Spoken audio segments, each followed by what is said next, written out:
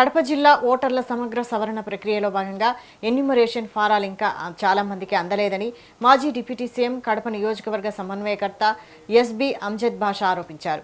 ఫారాల పంపిణీని వేగవంతం చేసి ప్రతి ఇంటికి చేరేలా జిల్లా యంత్రాంగం చర్యలు తీసుకోవాలని కోరారు. జిల్లాలో 83% ఎన్యూమరేషన్ పూర్తయిందని అధికారులు చెబుతున్నప్పటికీ కడప నియోజకవర్గంలో కేవలం 65% మాత్రమే పూర్తవడం పలు సందేహాలకు తావిస్తోందన్నారు. బిఎల్ఓలు ఇంటింటికి వెళ్లకుండా సచివాలయాలు వీధి చివర్లోనే ఫారాలు పంపిణీ చేస్తున్నారని విమర్శించారు.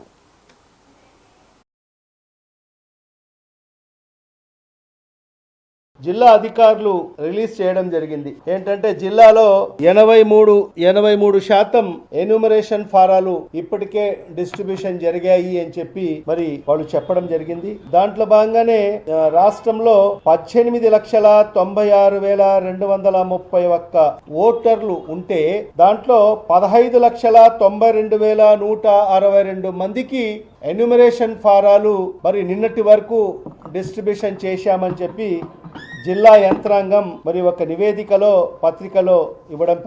పత్రికలకు ఇవ్వడం జరిగింది. దాంట్లో భాగంగానే నియోజకవర్గాల వారీగా కూడా మరి వాళ్ళు ఇవ్వడం జరిగింది.